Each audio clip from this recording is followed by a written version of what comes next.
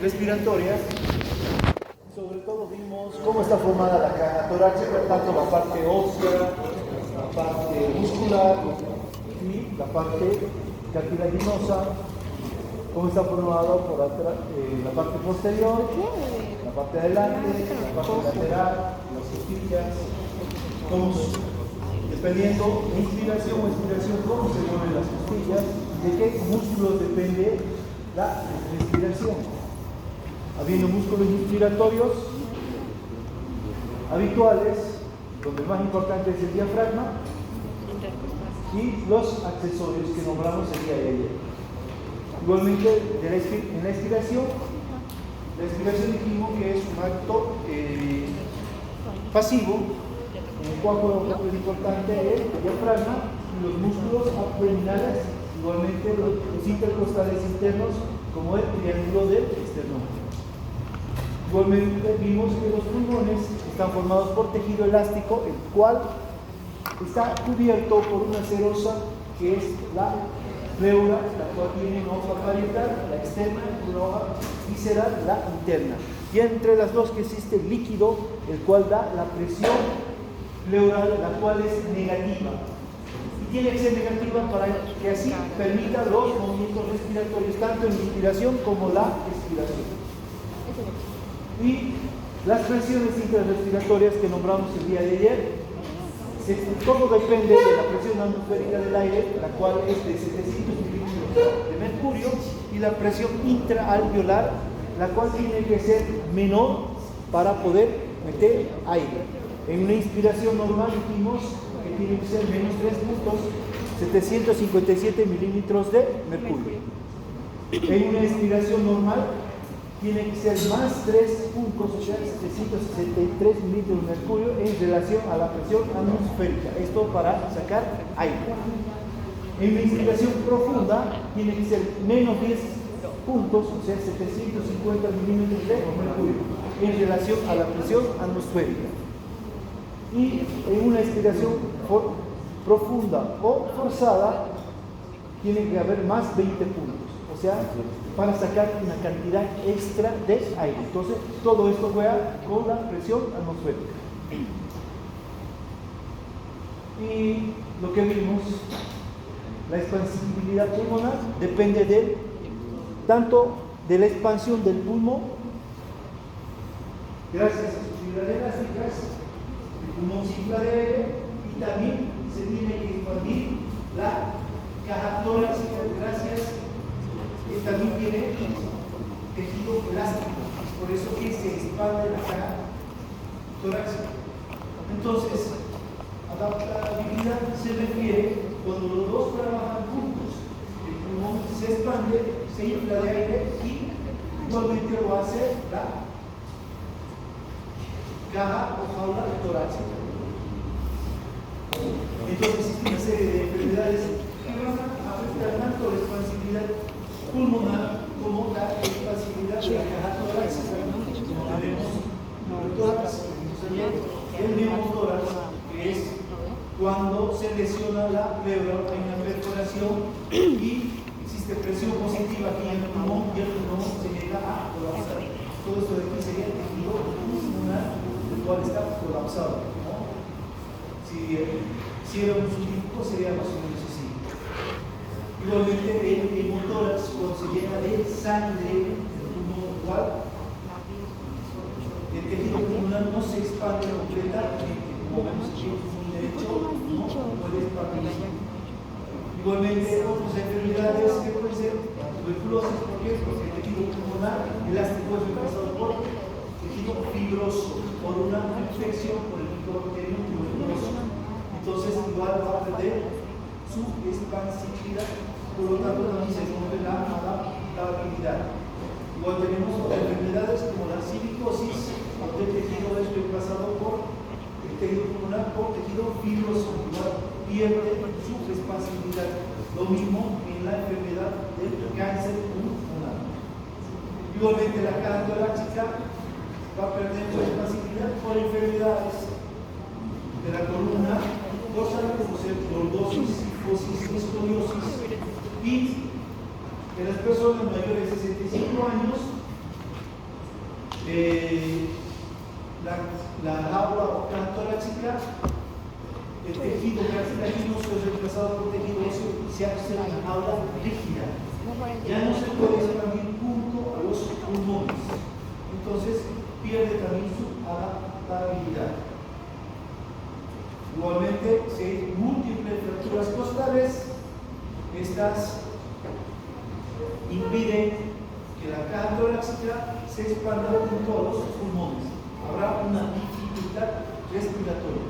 Igualmente, enfermedades como la poliomielitis que afectan los músculos respiratorios.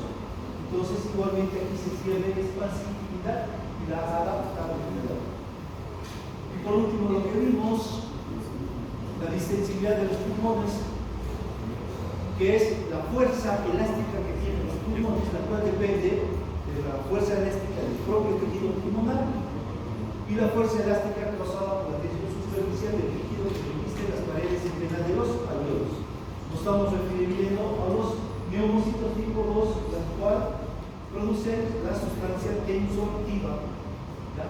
Entonces, de estas dos depende la distensibilidad de los pulmones. Ahora, vamos a ver lo que corresponde a volúmenes y capacidades respiratorias. Entonces, nosotros cuando respiramos, miren la gráfica, podemos graficar, ¿ya? Entonces, y aparte, medir el volumen pulmonar en ml. Algunos libros de fisiología lo grafican, lo miden en volúmenes, pero es más fácil en ml. Por ejemplo, en una respiración normal, tenemos esta línea que sube, sería la inspiración, y la que baja, la expiración. Esto se llama volumen consciente. Y puede existir una expiración extra de aire y se grafica hacia abajo. Y luego se vuelve a respirar normalmente. Inspiración, expiración. Igualmente puede haber una expiración extra de aire y se grafica de esta manera. ¿Ya? Entonces, todos estos volúmenes nosotros los podemos graficar y los podemos medir en ml. Entonces, a estos se llaman volúmenes respiratorios. Ahora, el primer volumen que tenemos es el volumen corriente. Esto se produce cuando hay una respiración normal. ¿Ya? Como vemos, miren una línea que sube, es la inspiración, una línea que baja, la expiración. Sube, inspiración, y baja, expiración. También recibe el nombre de volumen tirado. En ventilación mecánica recibe el nombre de volumen tirado. Y su valor es de 500 ml de aire. Si observamos aquí, mido más o menos 2500 a 3000, sería su valor 500 ml de aire. Entonces, esto es el volumen consciente o el volumen tirado. Otro volumen, el volumen de reserva inspiratoria. Entonces, tengo una respiración normal, inhalación, exhalación, y meto una cantidad extra de aire. ¿Ya? Esto es un volumen de reserva inspiratoria. Tiene un valor de 3000 ml. ¿Ya? Entonces, es cuando se mete o se inspira una cantidad extra de aire. A esto me refiero con volumen de reserva inspiratoria. También existe el volumen de reserva expiratoria, que sería este. Es cuando se está respirando y se bota una cantidad extra de aire y tiene un valor de 1100 ml.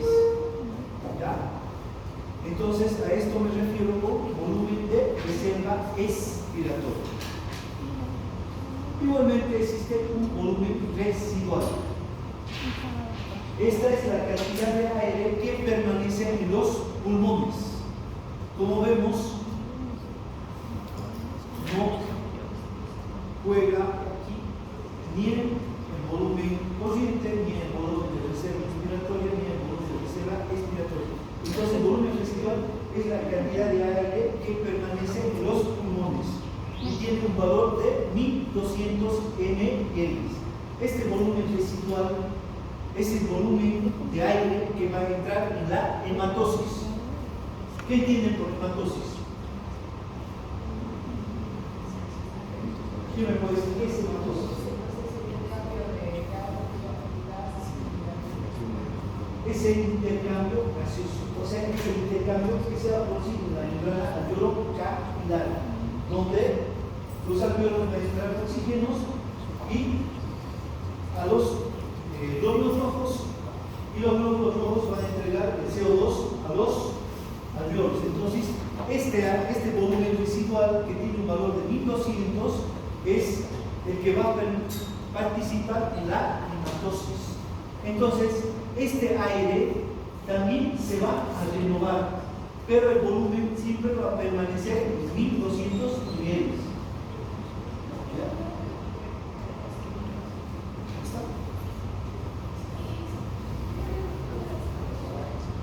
Entonces, este aire, el aire se renueva, pero el volumen siempre permanece en 1200 ml.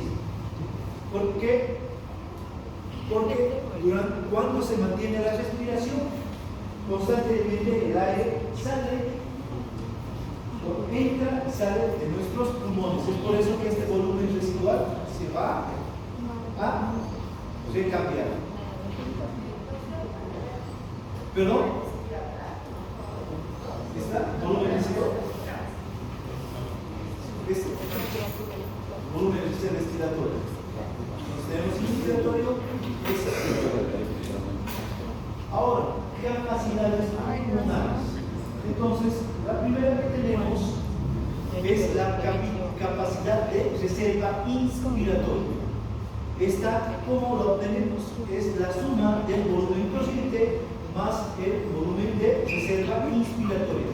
¿Cuánto era el valor del volumen corriente? 500. Y del volumen de reserva inspiratoria, 3000. Entonces, la suma me da 3500 ml. Entonces, esta es una respiración normal, más cuando se hace una inspiración extra para meter aire. Entonces, esto me da la capacidad de reserva inspiratoria, que sería todo esto. Indica la flecha. Aquí está como capacidad inspiratoria. Es capacidad de reserva inspiratoria. En otro libro está también como capacidad inspiratoria de reserva, es lo mismo. ¿Ya? Entonces, toda esta línea es lo que nos marca la capacidad de reserva inspiratoria, que tiene un valor de 3500 ml. Igualmente tenemos la capacidad funcional residual. Entonces, es todo esto, que es la suma del volumen residual más el volumen de reserva expiratoria. ¿Cuánto era el volumen residual? ¿Su valor? 1200. Y el volumen de reserva expiratoria es de 1100. Entonces la suma me da 2300 ml. Entonces es todo. Es una expiración extra, o sea, cuando meto una cantidad extra de aire más el volumen residual que existe en los pulmones, me da la capacidad funcional residual, que es de 2300 ml. Igualmente tengo la capacidad vital, que es la suma del volumen corriente más el volumen de reserva inspiratorio más el volumen de reserva expiratoria. Entonces, el volumen corriente es de 500. ¿Cuánto es el volumen de reserva inspiratorio? 3000. ¿Cuánto era? 3000. ¿Y el volumen de reserva expiratorio? 1100. 1100. Entonces toda esta suma me da 4600 ml. Entonces esta capacidad vital es todo esto. Me abarca estos tres volúmenes.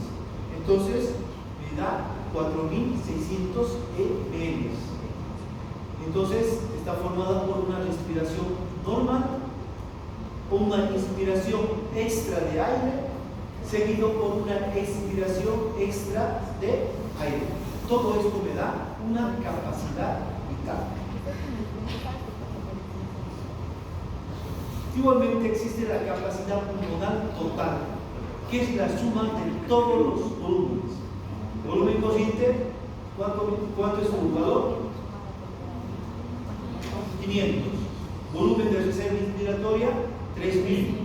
Volumen de reserva expiratoria, 1100. Volumen residual, 1200. Toda esta suma me da 5800 ml. Entonces, es el valor, el volumen máximo en el cual se puede expandir los pulmones. Entonces, el volumen máximo en el cual se puede expandir los pulmones es 5800 ml. También puedo sacar esta capacidad pulmonar total, puedo decir que es la capacidad vital más el volumen residual. Entonces, eso también me da la capacidad pulmonar total. Entonces, la capacidad vital más el volumen residual igual me daría la capacidad pulmonar total. Entonces, todo esto son volúmenes y capacidades respiratorias, las cuales nosotros podemos medir. ¿Y para qué nos sirve todo esto? Por ejemplo, existen espirómetros los cuales usted puede medir la capacidad vital. Entonces, las personas que tienen una buena capacidad vital son personas que pueden realizar grandes ejercicios. Generalmente los deportistas tienen una excelente capacidad vital. ¿Cómo la medían antes? Por ejemplo, en los años 1800, como tienen aquí, había un recipiente el cual estaba lleno de líquido y sumergido había un tampón. ¿Ya? Entonces venía la persona, lo vemos aquí en la imagen, y soplaba, tenían que hacer subir el tampón, ¿ya? Y eso lo podían medir en ml. Entonces estos espirómetros han ido evolucionando, como vemos aquí, y actualmente tenemos espirómetros electrónicos. Entonces, ¿cuánto era la capacidad vital? ¿Cuánto era su valor?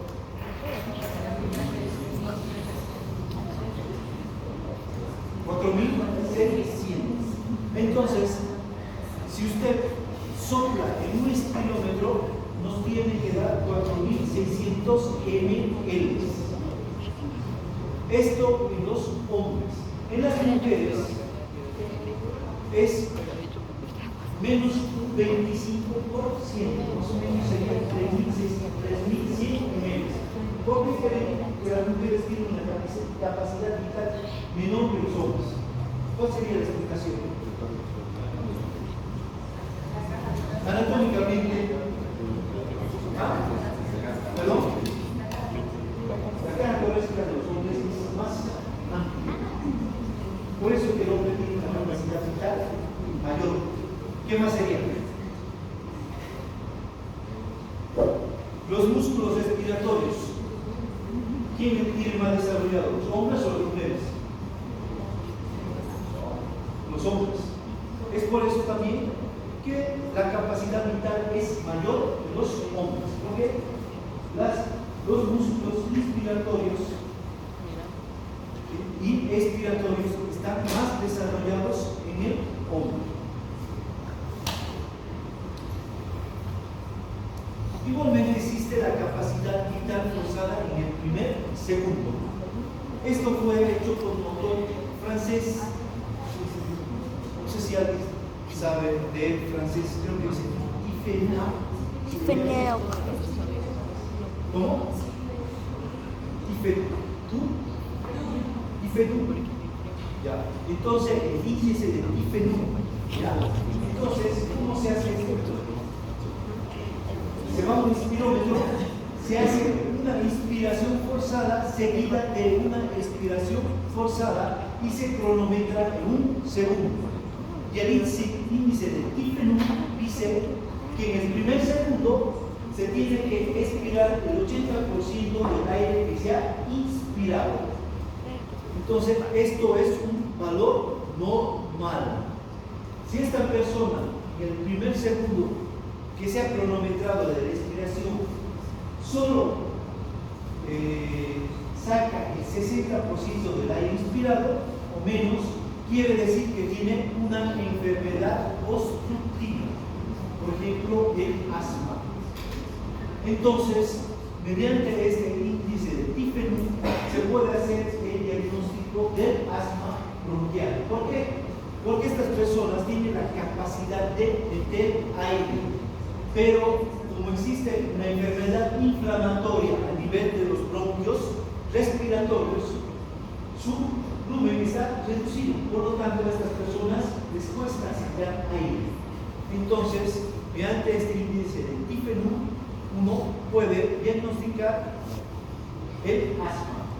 También se hace estudio de otras enfermedades del eco, que sucede el enfisema, cuando los alvéolos tienen una gran cantidad de aire y estos llegan a reventar. Entonces, también se puede estudiar el eco como ser el enfisema. Pero sobre todo, aquí se estudia el asma.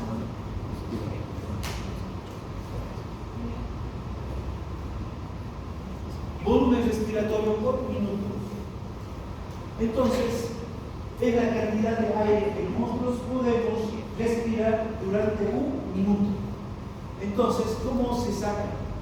Es el volumen respiratorio por minuto. Se saca frecuencia respiratoria por volumen corriente. Entonces, vamos a decir que nosotros de un minuto respiramos 6.000 ml de aire. Entonces, este volumen respiratorio por minuto juega mucho por la frecuencia respiratoria. Por ejemplo, si tenemos una frecuencia respiratoria de 24, entonces este volumen se duplica, sería a más o menos 12.000 ml. Pero, ¿cuánto sería la frecuencia respiratoria normal? Por minuto. Menos de 30. Lo normal es de 12 a 20. Entonces, nosotros podemos multiplicar el volumen corriente entre 12 a 20. Esto nos daría el volumen respiratorio por minuto. Pero, igualmente, tenemos que ver que personas que padecen enfermedades respiratorias, ya sea que afecten la parte ósea, o sea, la caja torácica, o la parte del tejido pulmonar, va a tener una respiración superficial. Por lo tanto, este volumen corriente va a estar disminuido, por lo tanto, va a afectar el volumen respiratorio por minuto. ¿Qué tenemos también? La ventilación alveolar por minuto. Esta es la cantidad de aire que existe a nivel de los alvéolos pulmonares en un minuto. Entonces, la fórmula es frecuencia respiratoria por el volumen corriente menos el espacio muerto. Entonces tenemos una frecuencia respiratoria de 12 por 350, que es la resta del volumen corriente menos el espacio muerto, y multiplicamos 12 por 350. Entonces es 4.200 ml por minuto. Entonces, la cantidad de aire que hay en los alvéolos pulmonares por un minuto es de 4.200 ml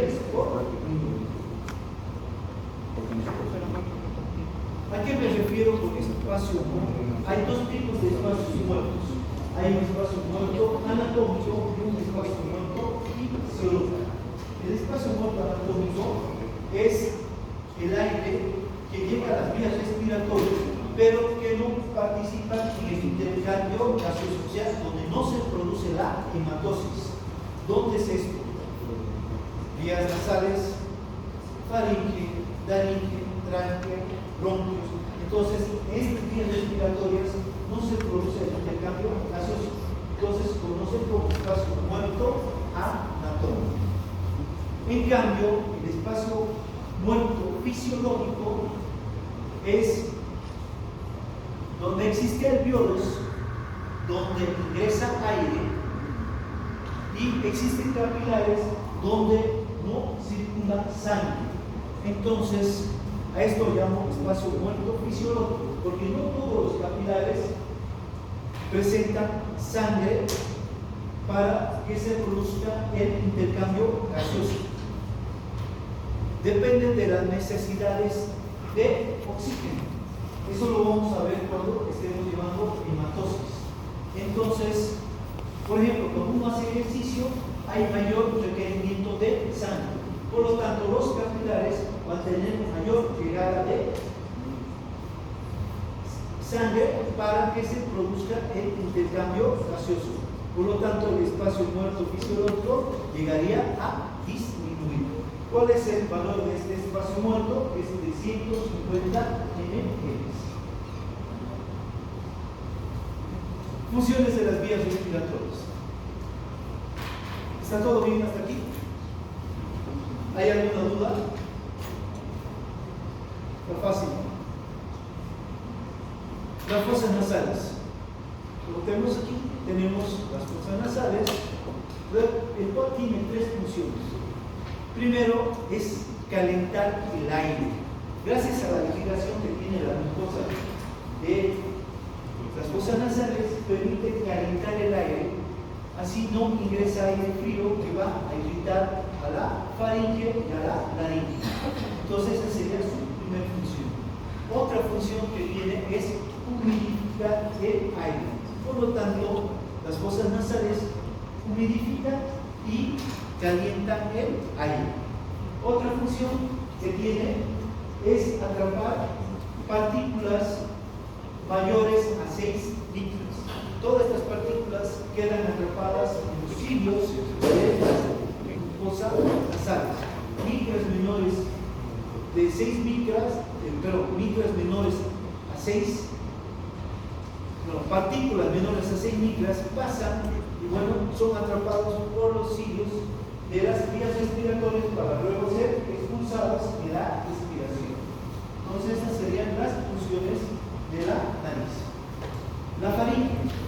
La faringe comparte tanto la vía digestiva como la vía respiratoria y permite el paso del aire de la cavidad nasal a la laringe. Y la faringe la podemos dividir en nasofaringe, orofaringe y hipofaringe. También tenemos a la laringe. En la laringe se encuentra el órgano de la fonación. Entonces, este órgano de fonación está en relación con la área de Brodmann en el sistema nervioso central, en el cerebro específicamente, el cual esta fonación se maneja durante la respiración, sobre todo durante la inspiración, se mete aire y cuando uno no está hablando, las cuerdas vocales están separadas. En el momento que uno comienza a articular palabras, las cuerdas vocales, como vemos aquí, se cierran, ¿ya? Y para poder articular una palabra necesitamos la participación de los labios, de la lengua y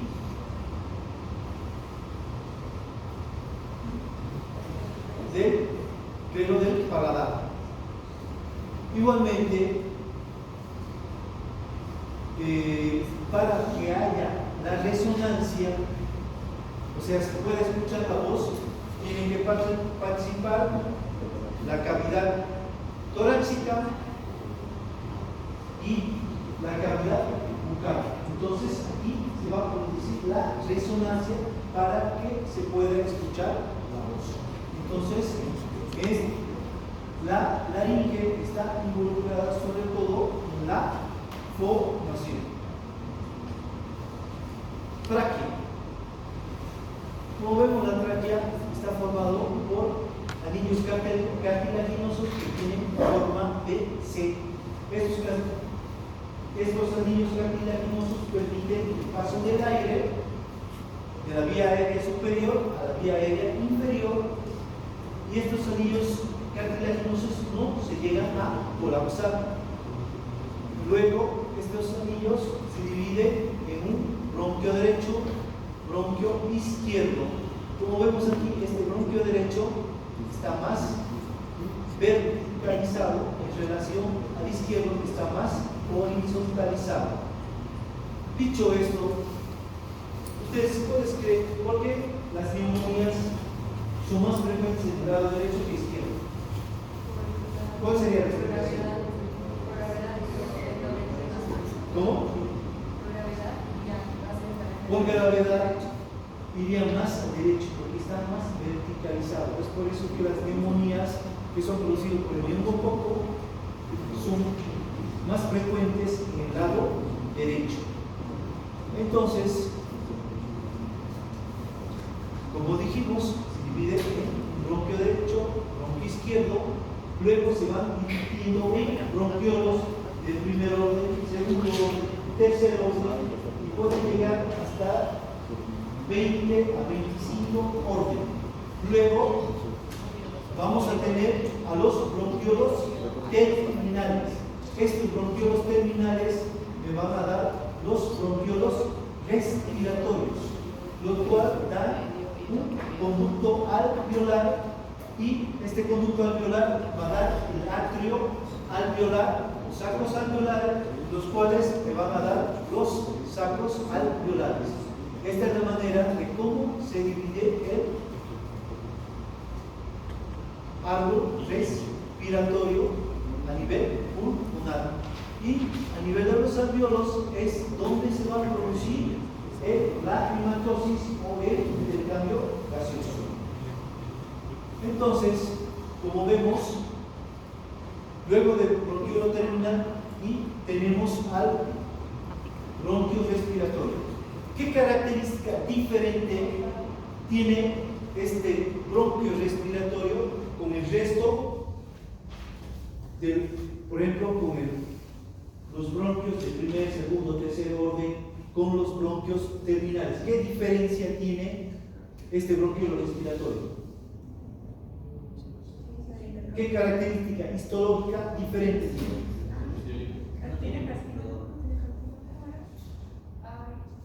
Ausencia de cartílago. Exacto. ¿Qué más? Ausencia de cartílago. ¿Qué más hay? Eso no se olvida nunca. El bronquio respiratorio tiene ausencia de cartílago. ¿Y qué tejido tiene más aquí?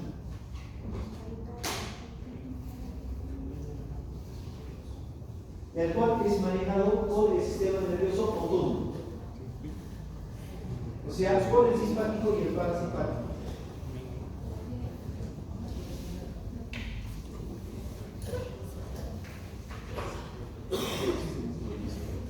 Músculo liso.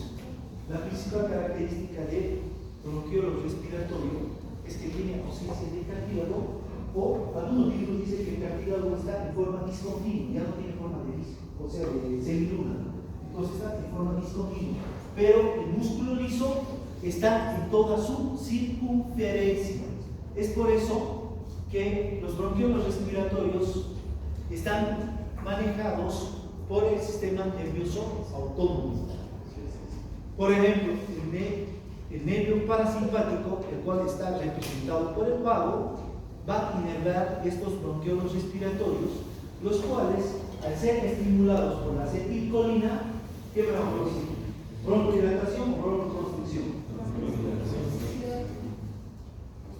Broncoconstricción. El parasimpático siempre te va a producir broncoconstricción a este nivel. Sobre todo actúa a nivel de los receptores muscarínicos 3. En cambio, el simpático, que está dada por la cadena simpática que sale a nivel de la columna vertebral, que va a los ganglios, ganglios postganglionares, esta va a actuar a nivel de los receptores beta 2 y me va a producir bronchodilatación. Es por eso que en enfermedades que se producen broncoconstricción, como ser las alergias, en caso de un shock anafiláctico, el tratamiento es adrenalina. ¿Por qué? Porque va a actuar a nivel de los agonistas beta 2, produciendo broncodilatación a nivel de los bronquiolos respiratorios. Igualmente existen efectos locales a nivel de estos bronquios respiratorios, el cual está dado por la histamina. ¿Qué célula es encargada de producir la histamina? Los mastocitos. Los mastocitos en procesos alérgicos, por ejemplo, en personas que son alérgicas al polen, estos mastocitos se desgranulan y producen la histamina. Esta histamina va a ir a actuar sobre la musculatura lisa de los bronquios respiratorios y me va a producir una broncoconstricción. Igualmente, puede ser producida esta broncoconstricción por otros, como ser los leucotrienos, el tromboxano 2, la serotonina. Entonces, todos estos pueden producir broncoconstricción. Igualmente tenemos otros sustancias que me pueden producir broncodilatación, como ser el óxido nítrico, el CO2 cuando está alto igual me produce broncodilatación, y el oxígeno bajo en las vías aéreas pequeñas, como ser estos bronquios respiratorios, igual me van a producir broncodilatación. Entonces, la broncoconstricción y la broncodilatación se da a nivel de los bronquios respiratorios.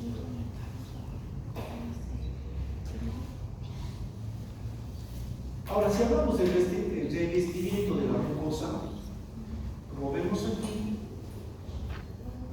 desde las vías aéreas superiores, como ser la nariz, la faringe, la tráquea, hasta la tráquea, está formado por células caliciformes. ¿Cuál es la función de las células caliciformes?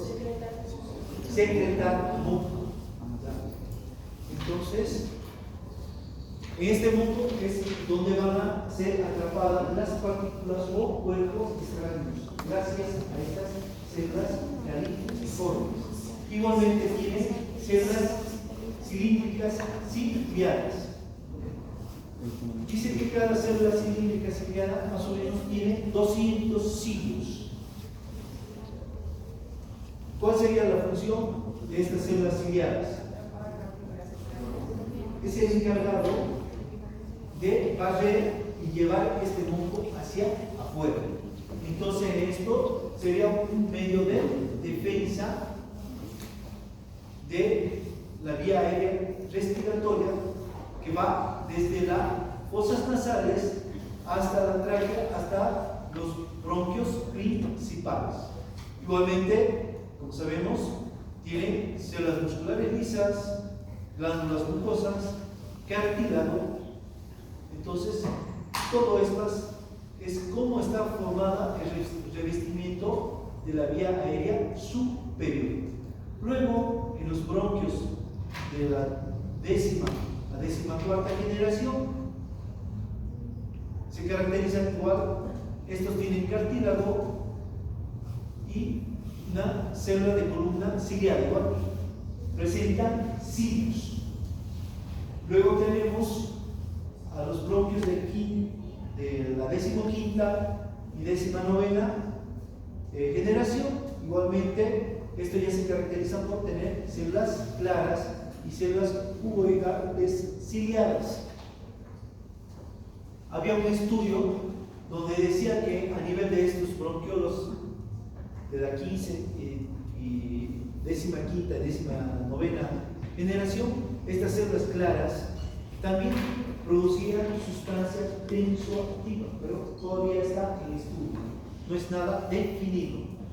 Y como vemos aquí, a nivel de los bronquiolos de la 23 generación, se caracteriza ya por tener las células epiteliales alveolares, que serían los neumocitos tipo 1, los macrófagos alveolares, la célula epitelial alveolar o neumocito tipo 2, que es la que produce la sustancia tensoactiva o sustancia surfactante. Entonces, esto a nivel de los alveolos. Entonces, esto es un pequeño resumen de cómo va el revestimiento de la mucosa en la vía aérea. Y la principal característica del bronquiolo respiratorio es que el cartílago no existe o está discontinuo, como dicen los libros de histología, y su principal característica es que en toda su circunferencia presenta fibras musculares lisas, las cuales por estimulación del sistema nervioso autónomo se puede producir una broncoconstricción por el parasimpático o una broncodilatación por el simpático. Igualmente, tenemos el reflejo tusígeno. Este reflejo tusígeno sobre todo se da porque existe irritación a nivel de la vía respiratoria. Esta irritación puede ser a nivel de la epiglotis, la laringe, puede ser irritación a nivel de las cuerdas vocales, irritación a nivel de la tráquea, de los bronquios o de las vías aéreas inferiores. Entonces, esta irritación es recogida por el nervio vago, el cual lleva esta información al bulbo raquídeo, donde se encuentra el centro de la tos. ¿Ya? Ahora yo le hago una pregunta: ¿por qué la tos se produce más en la noche que en el día? ¿Por qué?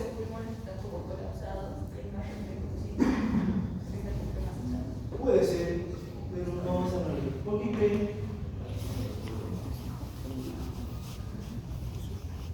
¿Quién puede decir más o menos? ¿Por qué piensan que la tos se produce en la noche? Que la gente en general se queja porque no puede dormir en la noche por la tos. El día generalmente están tranquilos. O van a la emergencia porque no puede dormir por la tos. Hay más acceso de tos. ¿Por qué se produciría? ¿Perdón? O sea, ¿qué tiene fiebre? Se produce porque el nervio vago trabaja más en la noche que en el día. Esa es la explicación. El nervio vago trabaja más en la noche. Es por eso que toda esta información viaja más en la noche hacia el bulbo raquídeo. Entonces, la persona va a expirar más o menos unos 2.800 ml de aire, infla los pulmones, cierra la epiglotis, las cuerdas vocales, y posteriormente expulsa este aire acompañado de moco a una presión de 100 milímetros de mercurio. Ese es cómo se produce la tos. Entonces, para que se produzca la tos, se tiene que llenar los pulmones con 2.800 ml de aire, y luego, una vez cuando se llena, está cerrada la epiglotis, las cuerdas vocales, y al expulsar bruscamente se abren las cuerdas vocales y la epiglotis, es por eso que produce ese sonido y se expulsa el moco, el cual es un caldo de bacterias y a una presión de 100 milímetros de mercurio. Igual tenemos el reflejo del estornudo. Entonces, el estornudo sobre todo la presión es de 100 milímetros en la tos. Ahora, el estornudo generalmente se produce por un resfrío. Aquí me puedo decir cuál es la diferencia entre un resfrío común y una gripe.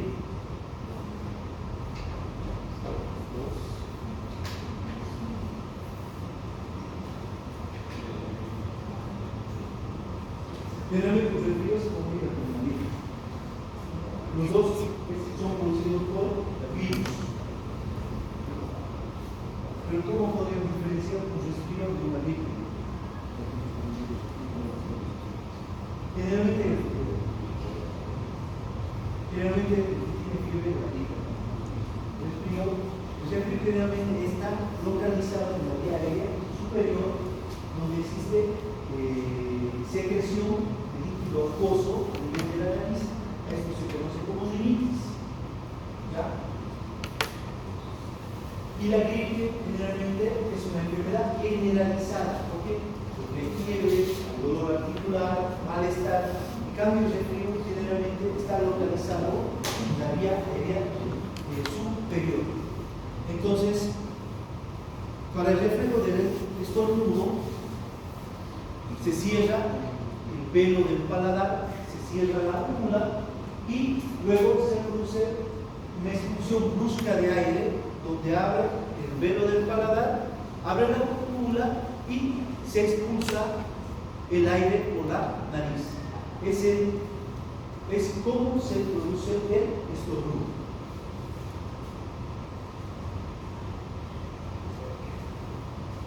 Igual tenemos que conocer lo que es la ley física de los gases. Por ejemplo, tenemos la ley de Boyle-Mariette, que dice que a temperatura constante la presión del gas es inversamente proporcional a su volumen. ¿Qué me quiere decir esto? Que si yo tengo un recipiente con una cantidad determinada de gas y yo hago presión contra este gas para reducirlo, voy a aumentar la presión. Ese se refiere a la ley de Boyle-Mariette. Igual tengo la ley de Guy-Lussac, que me dice que el volumen de gas contenido a una presión constante es directamente proporcional a la temperatura absoluta. O sea, yo tengo un recipiente con una cantidad determinada de gas y aumento la temperatura, las partículas van a comenzar a estar activas, chocan con las paredes del recipiente y van a aumentar la presión. Igualmente tengo la ley de Dalton, que dice que si se toma una mezcla gaseosa y observamos la presión, dependerá conocer la presión parcial de cada componente de la mezcla. O sea, que si tengo una mezcla total y yo quiero conocer su presión, tengo que conocer la presión parcial de sus dos componentes, si sería el caso. Y por último tengo la ley de Henry, que dice, para un mismo gas y un mismo líquido, a temperatura constante, la cantidad de gas que se solubiliza depende de su presión parcial. Entonces, estas son las leyes de física de los gases. Unidad respiratoria terminal. Entonces, como dijimos, tenemos la ramificación bronquial. Aquí tengo un bronquio respiratorio, un bronquio principal, el cual se va ramificando en bronquiolos de primer, segundo, tercer orden y pueden llegar hasta el orden 25. ¿Ya? Luego estos bronquiolos llegan hasta el bronquiolo terminal, y este bronquiolo terminal me va a dar un bronquiolo respiratorio. Este bronquiolo respiratorio luego me da un alveolo, un conducto alveolar, el cual da el atrio, y este atrio me va a dar los sacos alveolares o los alveolos. ¿Ya? Entonces, aquí estás en la unidad donde se va a producir el intercambio gaseoso con los capilares. Entonces, si yo voy a describir la membrana alveolo-capilar, por ejemplo, de un lado tengo al alveolo y del otro lado tengo al capilar. ¿Qué característica tiene? Primero, si observamos el alveolo tiene un epitelio, una célula endotelial de primer orden, que sería el neumocito tipo 1. Luego tiene una membrana basal y luego tiene el epitelio alveolar, donde se encuentran los neumocitos de tipo 2. Luego tiene una capa de líquido, o sea que es agua, y tiene a la sustancia surfactante.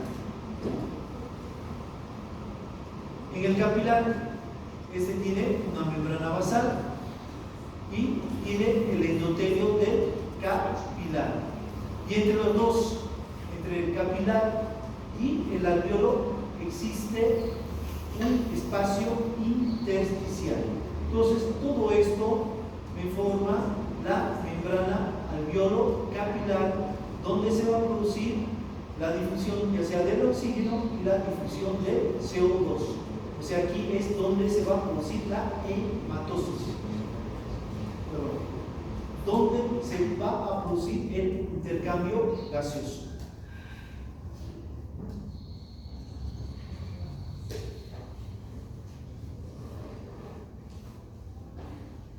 ¿Cuáles son las funciones de estas capas de la membrana respiratoria?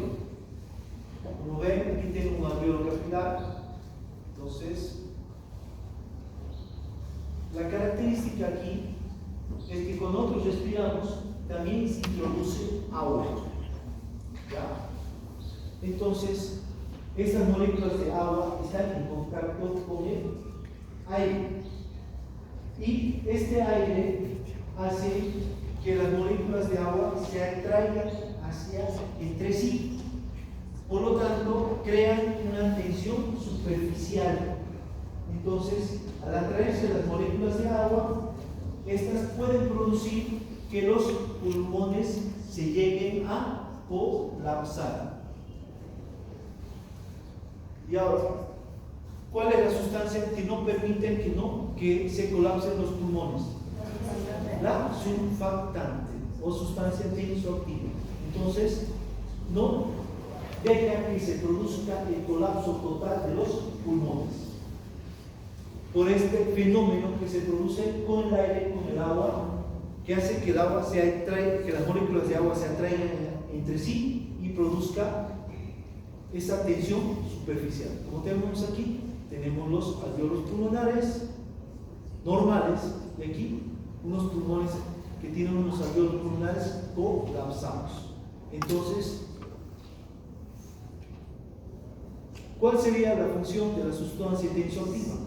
Mantener a los alveolos del mismo tamaño. Esa es una de sus funciones. Y otra función sería que los alveolos no lleguen al colapso total por esta interacción del agua con el aire. ¿Y cómo está formada esta sustancia tensioactiva? Su composición es la diparmoteídfosfatidilcolina, proteínas y los iones de calcio. Es de cómo está compuesta esta sustancia tensioactiva. Ahora, esta sustancia tensioactiva se produce a nivel del octavo y noveno mes de nacimiento. Si un bebé nace prematuro en el 7º mes de gestación, más o menos esto sería 30-32 semanas, que nosotros contamos, este bebé nace y las células, los neumocitos tipo 2, no producen la sustancia tensoactiva. Es por eso que se produce una enfermedad que se llama el síndrome de dificultad respiratoria del recién nacido o enfermedad hialina del recién nacido. Es por eso que a estos bebés prematuros, a estos neonatos, se tiene que colocar la sustancia sulfacánica. Si no, no van a poder respirar porque sus pulmones se llegan a colapsar. ¿Quedaremos aquí?